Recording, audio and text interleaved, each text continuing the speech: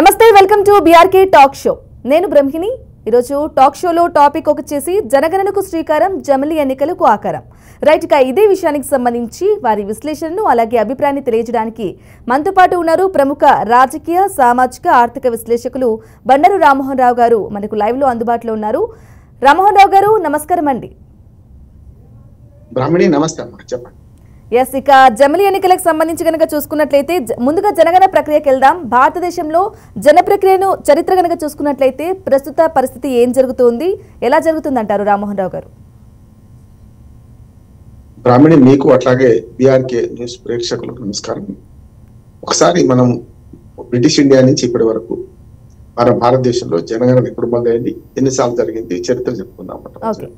ఎందుకంటే 1872లో మొట్టమొదటిసారి మన దగ్గర జనగణనకు బ్రిటిష్ ప్రభుత్వం, ఆనాటి బ్రిటిష్ ప్రభుత్వం శ్రీకారం చుట్టింది. అంతకుముందు దాకా 1957 సిపాయిల తిరుగుబాటు అంటాం, దాన్ని మొదటి స్వాతంత్ర పోరాటం. అప్పటిదాకా ఈస్ట్ ఇండియా కంపెనీ అధీనంలో మనం ఉండేవాళ్ళం. అంటే మనం అంటే వాళ్ళ బ్రిటిష్ వాళ్ళ అధీనంలో సర్కార్ ప్రాంతాలు, Madras province, Calcutta province, Bombay province, Delhi, ఇట్లా అంటే ఏవైతే సంస్థానాలు కాకుండా బ్రిటిష్ వారి ఆధీనంలో మొట్టమొదటిగా మనం ఈస్ట్ ఇండియా కంపెనీ ఆధీనంలో ఉండేవాళ్ళం. తర్వాత 1857 సిపాయి తిరుగుబాటు తర్వాత 1858 నుంచి మెల్లగా 60 వరకు అయితే బ్రిటిష్ గవర్నమెంట్ మొత్తం అంటే బ్రిటిష్ రాణి ఆధీనంలోకి వచ్చినాం. అందుకని ఆ తర్వాత 10 ఏళ్లకు మనకు బ్రిటన్ లో కనుక ఎట్లా జనగణన జరుగుతుంటుందో అట్లా మన దగ్గర కూడా జరిపారని 1871లో మొట్టమొదటిసారి జనగణన జరిపారు. అంటే 1871 నుంచి వరుసగా 10 ఏళ్లకు ఒకసారి బ్రిటిష్ గవర్నమెంట్ ప్రాంతంలో, అంటే మొత్తం ఇండియా జరగలేదు, అది ఇండియాకు ప్రామాణికం కాదు, కానీ ఏదైతే వాళ్ళ ఆధీనంలో ఉన్న ప్రాంతాలలో జనగణన జరిగింది. అందులో 71, 81, 91, 1901, 11, 21, 31 అంటే మొత్తం 7 సార్లు మొత్తం జనగణన వాళ్ళ హయాంలో జరిగింది. 8వసారి 1941 జరగాల్సి ఉండే, బ్రిటిష్ వాళ్ళ హయాంలో స్వాతంత్రం రాలేదంటే మనకు 41లో రెండవ ప్రపంచ యుద్ధం రావడం వల్ల అప్పుడు జనగణన ప్రపంచవ్యాప్తంగా ఆగిపోయింది, మన దగ్గర కూడా ఆగిపోయింది. చాలా చోట్ల ఈ ప్రపంచ యుద్ధంలో, రెండవ ప్రపంచ యుద్ధంలో ఆగిపోయింది. అంటే 41 ఎన్నిక జరగలేదు. ఆ తర్వాత మన భారతదేశం స్వాతంత్రం వచ్చింది 47లో. ఆ తర్వాత 51లో మొట్టమొదటిసారి మనం ఈ జనగణన జరుపుకుంటాం. 1948 జనగణన లెక్కల అంటే చట్టం ఏదైతే ఉందో, జనగణన చట్టం, దాని ప్రకారం సెన్సెస్, ఇండియన్ సెన్సెస్ యాక్ట్ అంటాం దాన్ని, 1948లో తయారు చేసుకున్నాం. 51 నుంచి మనం జరుపుకుంటాం. అప్పటి నుంచి బ్రిటిష్ హయాంలో 7 సార్లు ఎట్లా జరిగిందో మన దగ్గర కూడా 51, 61, 71, 81, 91 అట్లా 2001, 2011 అంటే ఇక్కడ కూడా సరిగ్గా 7 సార్లు మన దగ్గర జనగణన జరిగింది మన భారత ప్రభుత్వంలో. మొట్టమొదటిసారి 51లో జరిగినప్పుడు జనగణనలో ఈ కులాల వారి తీస్తే ఎట్లా ఉంటుందనే ఆలోచన వచ్చినప్పుడు కులాల ప్రసక్తి కాకుండా వర్గాల ప్రసక్తి తీసుకుందాం, ఎస్సీ ఎస్టీ ఈ రెండే తీసుకుందాం ప్రామాణికంగా అని 51లో పాటించింది. మొన్న 2011 వరకు కూడా, అంటే 2001 వరకు కూడా అదే ప్రామాణికం. అంటే ఎస్సీ ఎస్టీ అన్నారు, కానీ బీసీలో జనాభా లెక్క లేవు. అట్లానే మనకు మిగతా ఓసీలు, అదర్ కాస్ట్ అంటాం కదా, ఓసీల్లో కూడా కులాల వారి లెక్కలు లేవు. కానీ 1831లో బ్రిటిష్ వాళ్ళ హయాంలో ఏదైతే కులాల వారి లెక్కలు చేశారో దాన్ని అదే ప్రామాణికం మన చివరిలో 1831లో జరిగిందే ప్రామాణికం. తర్వాత భారతదేశం స్వాతంత్రం వచ్చినాక కులాల వారి కాకుండా ఎస్సీ ఎస్టీ లెక్కలు మాత్రం, ఎస్సీ ఎస్టీ నియోజకవర్గాలు ఉన్నాయి కదా అసెంబ్లీలో, పార్లమెంట్ లో, దాన్ని నిర్ణయించడానికి గాను ఆ ఎన్నికలు ఈ మన జనాభా గణన జరుగుతుంది. 2011లో మాత్రం కులాల లెక్కలు కూడా తీశారు, కానీ 1.5% తేడా రావడం వల్ల ఆ కులాల లెక్క ప్రకటించకుండా జనాభా లెక్క ప్రకటించారు. ఒక మాట చెప్పిస్తాను, 2011లో కులాల లెక్కను పక్కన పెట్టారు, చేశారు కానీ పక్కన పెట్టారు. కానీ ఎప్పుడైతే 2011లో చేసిన జనాభా లెక్కల ప్రకారం మనం 121.7 అంటే దాదాపు 122 కోట్ల జనాభా ఉందని తేలింది. 2021 జనాభా లెక్క జరగలేదు, ఎందుకు కరోనా వల్ల 21 జరగలేదు. ఇప్పుడు 26లో మొదలై 27 మార్చి కల్లా జరుపుతామంటున్నారు. ఇది దీని చరిత్ర. ఓకే, అలాగే ఇక చూసుకున్నట్లయితే జనగణనలో కులగణన తర్వాత నియోజకవర్గాల పునర్విభజన ప్రక్రియ అనేది ఎలా ఉంటుందంటారు రామ్మోహన్ రావు గారు? మేమెంతో మాకంత బ్రాహ్మణి అనే నినాదం వచ్చింది. 2011లో కాంగ్రెస్ ప్రభుత్వం ఉన్నప్పుడు మన్మోహన్ సింగ్ గవర్నమెంట్ ఉండే, అప్పుడు కూడా కులగణన చేశారు. ఎందుకు ఆ చైతన్యం వచ్చింది, మేమెంతో మిగతా కులాల గణన ఎందుకు ఉండద్దు. అది కాకుండా ఎస్సీ ఎస్టీలో కూడా వర్గీకరణ సమస్య కూడా వచ్చింది. అంటే ఎస్సీలో కూడా మాలా మాదిగా ఇతర కులాల మధ్యన పోటీ, అట్లాగే బీసీలో కూడా మనకి ఇతరత్ర పోటీ, ఎస్టీలో కూడా లంబాడి, సంతులు, గొండులు వీళ్ళ మధ్య పోటీ. దాంతో ఏమైందంటే ఏ కులమైనా సరే మన వర్గీకరణ ఉద్యమాలు వచ్చిన తర్వాత వాళ్ళ వాళ్ళ వర్గాల్లో ఎస్సీలో ఏమేమి కులాలు ఉన్నాయి, వాళ్ళ జనాభా ఎంత, ఎస్టీలో ఏమేమి కులాలు ఉన్నాయి, వాళ్ళ జనాభా ఎంత, బీసీలో ఏమేమి కులాలు ఉన్నాయి, జనాభా ఎంత, అట్లాగే ఓసీలో కూడా రెడ్లు, బ్రాహ్మణులు, వైశ్యులు ఇట్లా వీళ్ళందరి కులాలు లెక్క తీయాలని ఆలోచన ఆనాటిది. కనుక 2011లో అది సక్సెస్ కాలేదు, అంటే లెక్కలు చేశారు. కానీ 2021 జరగకపోవడం వల్ల ఇప్పుడు ఏమైందంటే కులగణన కూడా జరుగుతుంది. ఇప్పుడు యాక్చువల్ గా ఈ డిమాండ్ అంతా కాంగ్రెస్ పార్టీ అధికారం పోయిన 2014 నుంచి మేము చేశాం మీరు ఎందుకు చేయరు, మేము చేశాం మీరు ఎందుకు చేయరు, మీరు ఎందుకు బయట పెట్టాలని వీళ్ళు అడుగుతున్నారు. రాజకీయ పంచాయతీగా మారింది, రాజకీయ తగాదగా మారింది. దాంట్లో ఇప్పుడు కేంద్ర ప్రభుత్వం కూడా మేము కూడా కులగణన చేస్తామన్నాం. ఎందుకంటే దానికి కారణం ఏంటంటే ఆ ప్రెజర్ గ్రూప్ ఏం చేసింది, బీహార్ లో కులగణన చేసుకున్నాం రాష్ట్ర ప్రభుత్వం వారు, అట్లాగే తెలంగాణలో కులగణన చేసుకున్నారు రాష్ట్ర ప్రభుత్వం వరకు, రాష్ట్ర పరిధిలో. ఇది సుప్రీంకోర్టు తీర్పు ప్రకారం ఏంటంటే ఏదైనా మనకు సెన్సెస్ ఏది చేసినా అది కేంద్ర ప్రభుత్వ ఆధీనంలోని వ్యవస్థ, అంటే కేంద్ర ప్రభుత్వం చేస్తేనే శంకర్లోకి వస్తే తీర్థం అవుతుంది. కులగణనలు ఇవన్నీ కూడా వేరు చేసుకున్నా కూడా అది లెక్కలోకి రాదు. ఎందుకు రాదంటే సుప్రీంకోర్టు తీర్పు ఏమన్నదంటే మీరు లెక్కలు చేసుకోవచ్చు మీ రాష్ట్రాల్లో, కానీ అది జనగణన కిందికి రాదు, కులగణన కిందికి రాదు, అది కేవలం మీ రాష్ట్రాల వరకే పరిమితం, దేశవ్యాప్తంగా అది అమలు కాదు అని చెప్పి తీర్పున్నది. మీరు ప్రణాళికల అమలు కోసం, ఏదైనా సంక్షేమ పథకాల అమలు కోసం మాత్రమే మీరు ఏమైనా గణన చేసుకుంటే ప్రణాళికలు ఏర్పాటు చేసుకోవచ్చు. కానీ దేశవ్యాప్తంగా జనగణన కులగణన ఏకరీతిలో జరగాలి, ఒకేసారి జరగాలి అనే దాని మీద సుప్రీంకోర్టు తీర్పులు ఉన్నాయి. కనుక ఈ ప్రెజర్ ని బట్టి బీహారు, తెలంగాణ చేసా మీరు ఎందుకు చేయాలని కాంగ్రెస్ పార్టీ ఒత్తిడి పెట్టడం వల్ల ఈసారి కులగణన కూడా కేంద్ర ప్రభుత్వం ఈ ఎజెండాను చేర్చింది. ఓకే, అలాగే ఇక చూసుకున్నట్లయితే నియోజకవర్గాల పెంపు అనేది చిక్కుముడి ఎలా విడుతుందంటారు రామ్మోహన్ రావు గారు? మంచి ప్రశ్న. ఎందుకంటే జనాభా లెక్కలకు అట్లాగే నియోజకవర్గాల పునర్విభజన లెంక ఉన్నది. ఎందుకంటే 2001లో చివరిసారి 2001లో మన డిలిమిటేషన్ యాక్ట్ వచ్చినప్పుడు 2001 జనాభా లెక్కలు తీసుకొని చేస్తామంటే కాదు 71 లెక్కలు తీసుకోమని చేశారు.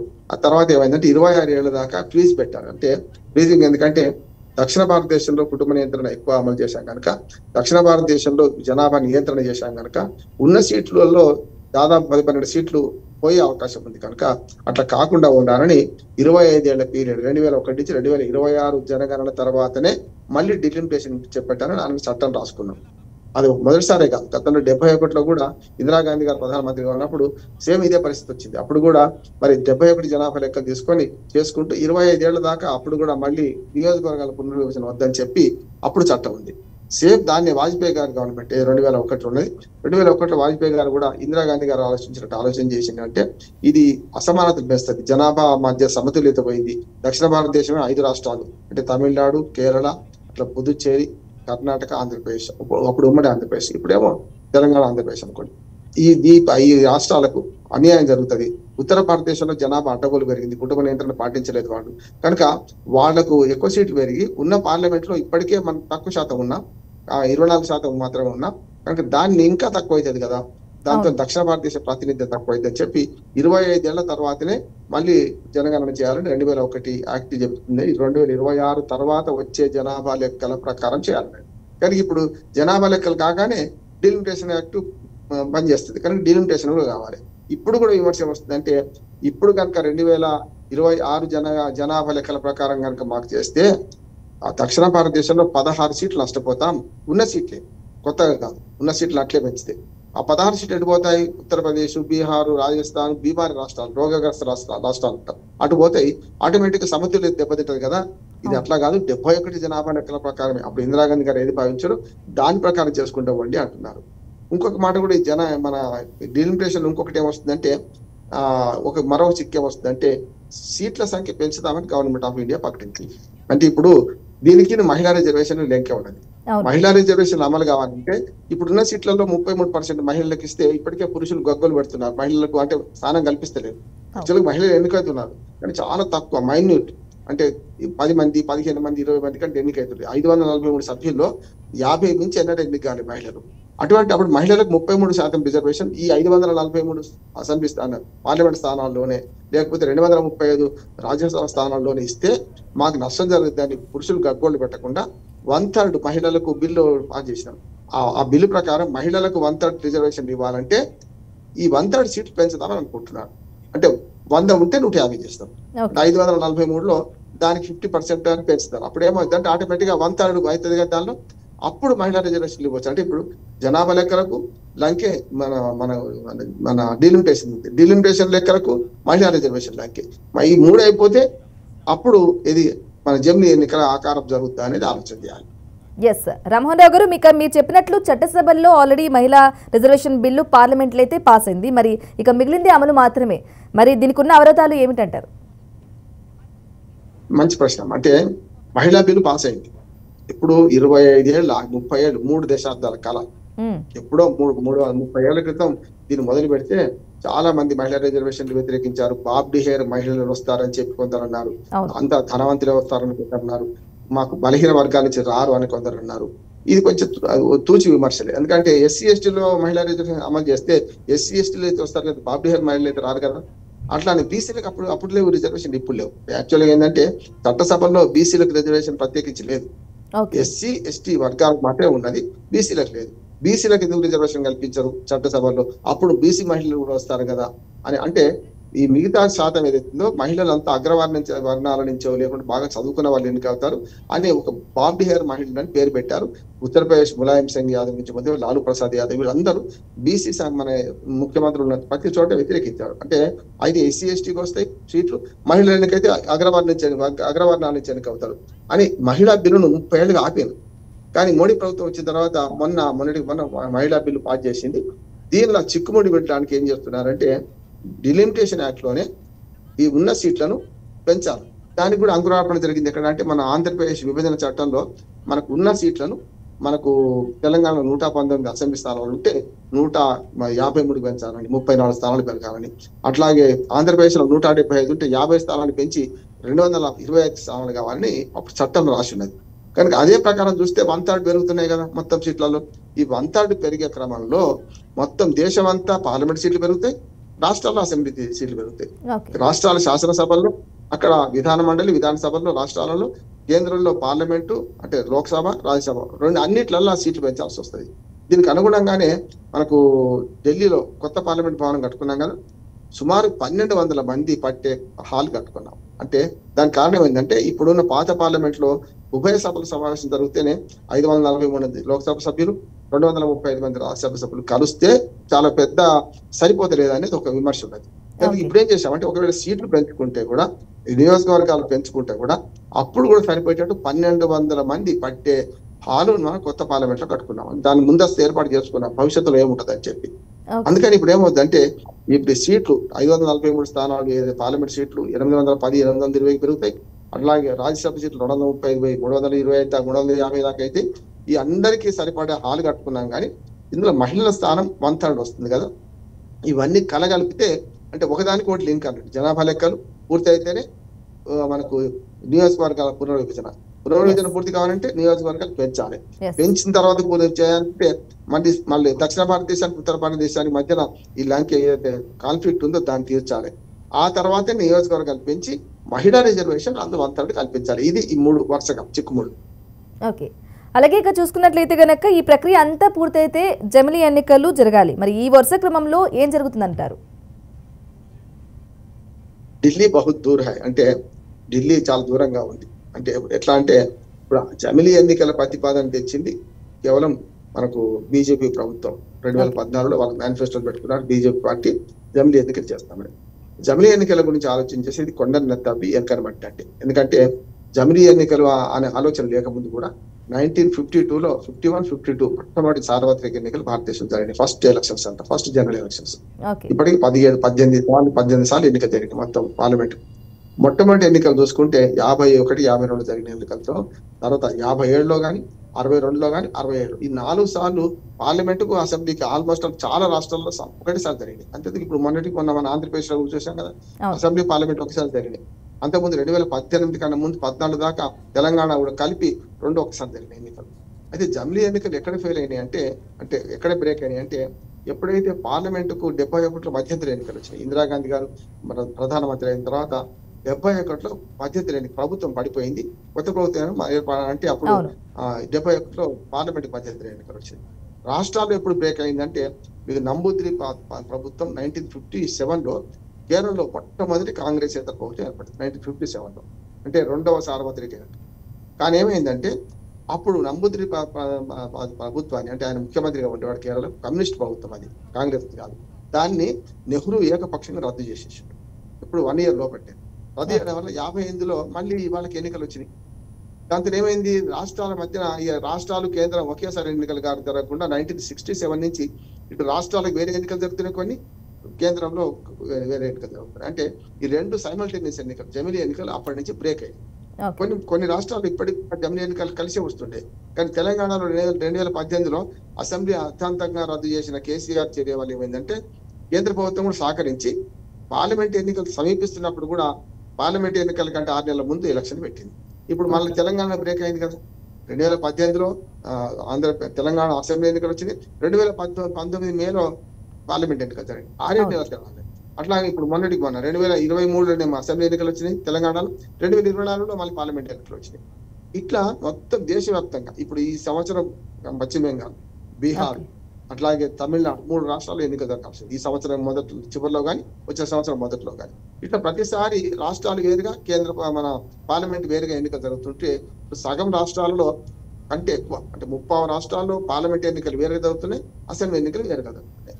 అందుకని జమిలీ ఎన్నికల ప్రతిపాదన తీసుకొచ్చారు. కానీ దీనివల్ల ఏమవుతుందంటే, జమిలీ ఎన్నికలు ఆకారం కావాలంటే నేను చెప్పిన వరుసగా 3, ఒకటి ఏది జనాభా లెక్కలు కావాలి, లిమిటేషన్ కావాలి, దాని మహిళా రిజర్వేషన్లు అమలు కావాలంటే సీట్లు పెంచాలి, ఆ తర్వాతనే మీరు జమిలీ ఎన్నికలు పోవాలి. అది జమిలీ ఎన్నికలు పెద్ద నష్టం ఏంటంటే, దీని మీద కూడా పెద్ద వేరే పెట్టుకుందాం, కానీ దీనిలో సాధ్యాసాధ్యాలు చెప్తాం. జమిలీ ఎన్నికల అడుగుతున్నా అదే అడుగుతున్నాను సార్. జమిలీ ఎన్నికల సాధ్యాసాధ్యాలు ఫైనల్ గా చివరగా ఎలా ఉంటాయి అనుకోవాలంటారు రామ్మోహన్ రావు గారు? మంచి ప్రశ్న. జమిలీ ఎన్నికల సాధ్యాసాధ్యాలంటే, జమిలీ ఎన్నికలను ఏమంటారు, దాన్ని ఒక నినాదంగా మార్చుకున్నది బీజేపీ ప్రభుత్వం. ఈ 11 ఏళ్ళకి వాళ్ళ అధికారులు ఉన్నారు. నిజంగా జమిలీ ఎన్నికలు జరపాలని కోరిక ఉంటే 10 ఏళ్ల కింద మొదలు పెట్టాల్సి ఉంటుంది కదా. కానీ కలిసి జరుగుతున్న ఎన్నికలు కూడా బ్రేక్ అయితే చూస్తూ ఊరుకున్నారు కదా. ఉదాహరణకు 2018లో అసెంబ్లీ రద్దు కాగానే తెలంగాణలో ఆగండయ్యా మీరు అని చెప్పి 2018లో వెంటనే ఎన్నికలు పెట్టకుండా 6 నెలల లోపు, అంటే ఫిబ్రవరి దాకా టైం ఉంది. కానీ వెంటనే నవంబర్లో పెట్టేసి అసెంబ్లీ ఎన్నికలు జరిపించేశారు. అది కనుక ఎలక్షన్ కమిషన్ అప్పటికే కొంత జమిలీ ఎన్నికల మీద ఆసక్తి ఉంటే అప్పుడు ఏం చేసేదంటే, 2019 పార్లమెంట్ ఎన్నికలు కొంచెం ముందుకు జరిపి దీన్ని వెనక్కి జరిపితే సరిపోయేదాం. అంటే ఒక దేశంలో జమిలీ ఎన్నికలు జరుగుతున్న రాష్ట్రాలు చెడగొట్టారు ఓ రకంగా చెప్పాలంటే. ఇప్పుడు ఏమంటున్నారంటే జరుపుతా అంటున్నారు. దీనిలో 3 రాష్ట్రాలు ఉన్నాయి అంటున్నారు. ఒకటేమో జమిలీ ఎన్నికలు అనేది దేశవ్యాప్తంగా పార్లమెంట్ అసెంబ్లీకి ఎన్నికలు జరిగితే సమాఖ్య స్ఫూర్తికి భంగం కలుగుతా అంటున్నారు. అట్లానే మనకు మన ప్రజల ఆకాంక్షలకు కూడా మేనిఫెస్టోలో భంగం కలుగుతా అంటున్నారు. ఈ 2 చెప్తాను నేను. అంటే ప్రజల ఆకాంక్షలు అంటే, ఉదాహరణకు మన దగ్గర వార్డు మెంబర్ను ఎన్నుకుందాం. వార్డు మెంబర్ మన ప్రాతినిధ్య ప్రజాస్వామ్యం అనేది, అంటే వార్డు మెంబర్ నుంచి మొదలుకొని సర్పంచ్, ఎంపీటీసీ, జడ్పీటీసీ, తర్వాత మనకు పార్లమెంట్, ఎమ్మెల్యే, పార్లమెంట్ 6 ఓట్లు వేస్తాం. గ్రామాల్లో ఇప్పుడు నాలాంటి వాళ్ళు గ్రామాల్లో ఉంటే మేము వేస్తామంటే 6 ఓట్లు వేస్తాం. పంచాయతీ మెంబర్కి వేస్తాం, సర్పంచ్ ఓటు వేస్తాం, ఎంపీటీసీ వేస్తాం, జడ్పీటీసీ వేస్తాం, ఎమ్మెల్యేకి వేస్తాం, అట్లాగే డైరెక్ట్ గా ఎంపీకి వేస్తాం, డైరెక్ట్ ఓటింగ్. ఎమ్మెల్సీకి వచ్చే వరకల్లా ఎవరు ఉపాధ్యాయులు వేస్తారు, లేకుంటే గ్రాడ్యుయేట్స్ చేస్తారు, స్థానిక ప్రభుత్వాలు. అది కొందరికి, అందరికి సార్వత్రిక ఎన్నికలకు కాదు కనుక ఈ ఓటింగ్ లో 6 ఓట్లు మేము వేస్తుంటే, పట్టణాల్లో ఉన్న ఇప్పుడు మీరు హైదరాబాద్ లో ఉంటే మీరు 3 ఓట్లు వేస్తున్నారు. ఒకటి డైరెక్ట్ గా కౌన్సిల్ లో కార్పొరేటర్ వేస్తారు, తర్వాత ఎమ్మెల్యే, ఎంపీకి వేస్తారు, 3 ఓట్లు. సగం ప్రజాస్వామ్యం మన పట్టణాల్లో. ఇట్లా చూసుకుంటే ఏంటంటే, ఈ మొత్తంలో ఓటింగ్ లో జరుగుతుంటే మీరు సమాఖ్య స్ఫూర్తికి దెబ్బతిని జరుగుతుంటే, పంచాయతీ మెంబర్ని ఎన్నుకుందామంటే మన పంచాయతీలు అందుబాటులో ఉన్నాడా నేను చూసుకుంటాం. అంతే తప్ప మోడీ ఉన్నాడా, అక్కడ దేశంలో ఎవరు ఉన్నాడు, రాష్ట్రంలో రేవంత్ రెడ్డి ఉన్నాడా, కేసీఆర్, మనం చూడం కదా. మన పంచాయతీ మెంబర్ మనకు అందుబాటులో ఉండాలని చూస్తాం. మన వార్డు బాగు చేస్తామని చూస్తాం, అది ఏజెండా. అట్లాగే సర్పంచ్ కు గ్రామం బాగుండాలని చూస్తాం. అంతేగా పార్టీలు ఉండేవి, సర్పంచ్ కు వార్డు మెంబర్లకు పార్టీలు ఉండలేవు. కనుక అక్కడ ఆ ఎజెండా పనికి వస్తుంది. అట్లా ఎంపీటీసీ అనుకోవాలంటే ఏం చేస్తాం, ఆ 4-5 గ్రామాలు, ఎంపీటీసీ పరిధిలో ఉన్న గ్రామాలు బాగుండాలి, అక్కడి సమస్య, లోకల్ సమస్య ప్రభావితం చేస్తాయి. జడ్పీటీసీ అయితే ఆ మండలానికి సంబంధించిన సమస్యలు వస్తాయి. అట్లాగే మనకు ఎమ్మెల్యేని ఎన్నుకుంటూ మనం ఏం చేస్తాం, రాష్ట్ర అభివృద్ధి, రాష్ట్రంలో ముఖ్యమంత్రి ఎవరు అవుతారు, లేకుంటే మంత్రులు ఎవరు అవుతారు, రాష్ట్ర పరిపాలన మీద దృష్టి పెడతాం. దేశంలో పార్లమెంట్ ఎన్నికలు ఏం చేసుకుంటాం, పార్లమెంట్ మెంబర్లలో ప్రధానమంత్రి ఎవరు అవుతాం, ఏ పార్టీ అధికారంలోకి వచ్చేది ఉంటుంది, లేకుంటే విదేశాంగ విధానం బాగుందా లేదా, పార్లమెంట్ లో మనకు మంచి చట్టాలు వస్తాయా రావా అనే దాని మీద పోతాం. అందుకని పార్లమెంట్ మెంబర్లకు పెద్దగా రాజకీయ పార్టీలే ఎక్కువ ప్రాతినిధ్యం వహిస్తాయి.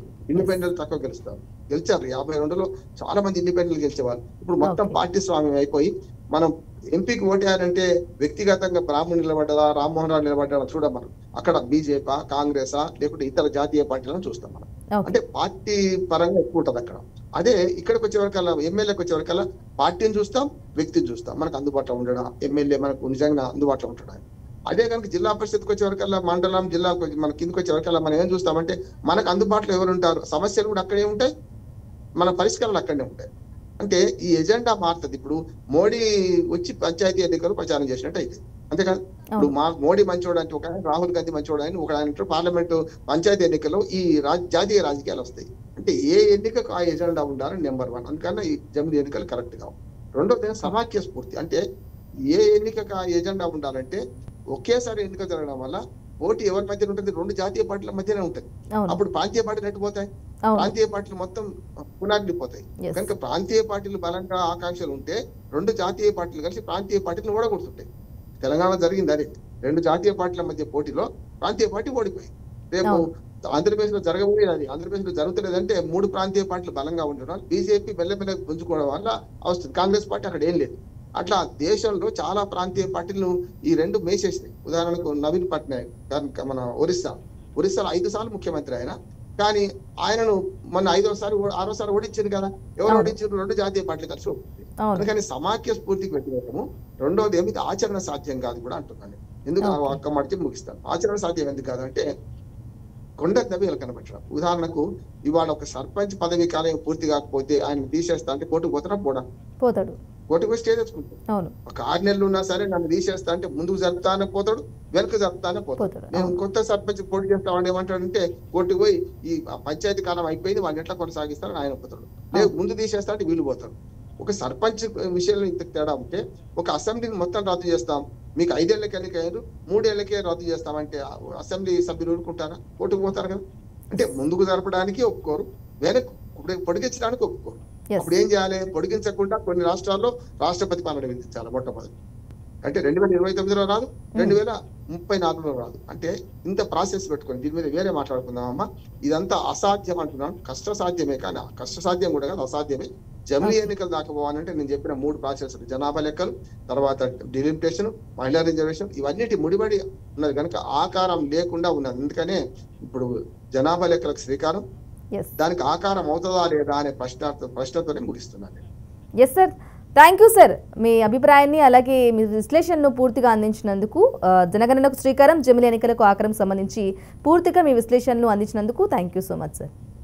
రైట్, ఇక జనగణనకు శ్రీకారం, జమిలీ ఎన్నికలకు ఆకారం సంబంధించి బండారు రామ్మోహన్ రావు గారి వారి అభిప్రాయాన్ని తెలియజేసినందుకు థ్యాంక్ యూ సార్. ఇక ఇది వాళ్ళ BRK talk show. Stay tune, BRK news, Telugu సత్తా.